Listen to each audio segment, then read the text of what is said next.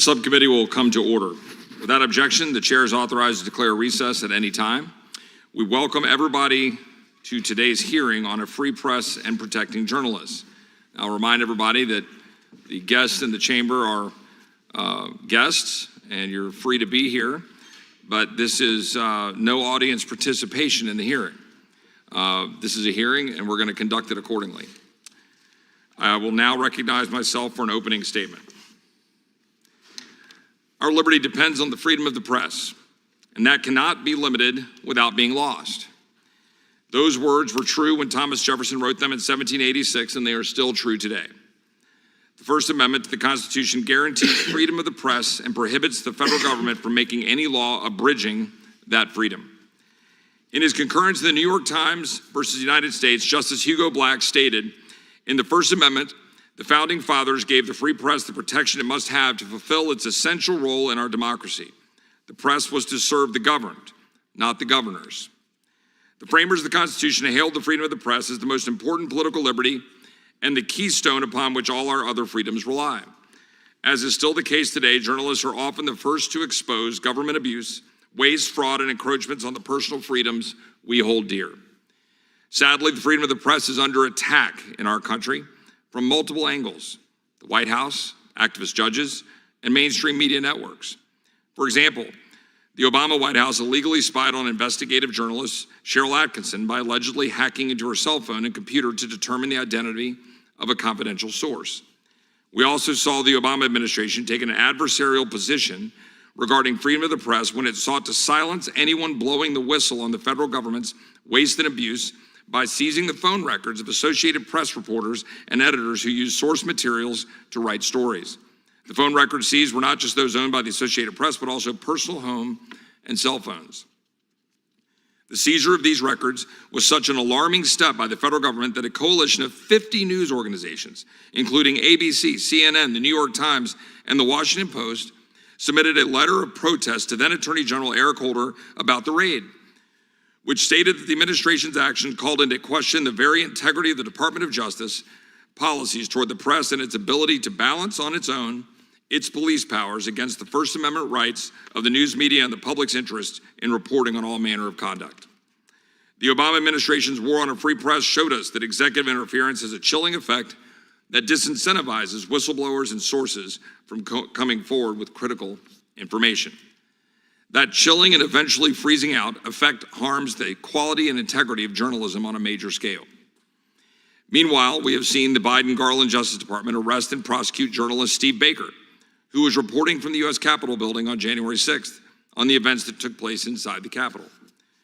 We also recently saw a federal court order investigative journalist Catherine Herridge to identify a confidential source and then hold her in contempt when she exercised her First Amendment right to maintain the source's confidentiality. First Amendment advocates on both sides of the aisle have warned that government actions such as this could have devastating consequences for a free press. Around that same time, CBS News terminated Ms. Herridge's employment and took unprecedented actions with regards to her belongings, including source materials. CBS News officials reportedly boxed up and seized some of the materials in her office, including her investigative files and laptop computer, with the intent to search through items to segregate materials Ms. Herridge developed or worked on for CBS News. CBS News' planned search through Ms. Herridge's materials threatened to trample upon her First Amendment rights and could have divulged confidential sources stemming from her previous work with other networks. Along those same lines, we have also seen the federal government seek to impermissibly shape news stories, even coercing social media companies to censor and remove content on their platforms relating to foreign influence peddling by the president and his family. Today's hearing is about defending our fundamental liberty and protecting journalists and their sources from these attacks. We will examine the federal government's infringement on the freedom of the press and examine the prospects for a federal shield law. On July 19th, 2023, the House Committee on the Judiciary, with a vote of 23-0, that doesn't often happen in the House Judiciary Committee, 23-0, favorably reported on the Protect Reports from Exploitative State Spying, or PRESS Act. In January of this year, the full House passed the PRESS Act by a voice vote.